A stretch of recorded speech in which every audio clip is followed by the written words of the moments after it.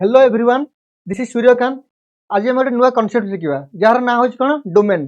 तो डोमेन माने कौन? तो देखो ये वाई क्या डिपेंड कर एक्स उपर। सब फंक्शन जहाँ लिखी वाई टा क्या डिपेंड कर एक्स उपर। तो आम एक्स जगार कौन कौन इनपुट नहीं पार ना हो कौन डोमेन। तो डोमेन माने कौन आम एक्स जगार कौन कौन वैल्यू सब्स्टिट्यूट कर। तो जो सातटा फंक्शन लिखी सातटा फंक्शन रो डोमेन कौन हम रियल नंबर। तो डोमेन ऑफ ईच फंक्शन कौन केस रे रियल नंबर। तो आराम से मन रही।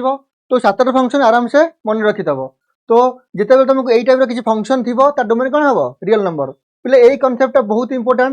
जो बड़ बड़ क्वेश्चन आमको गिवेन थी आराम से आम डोमेन कैलकुलेट कर टेक्निक यूज करके।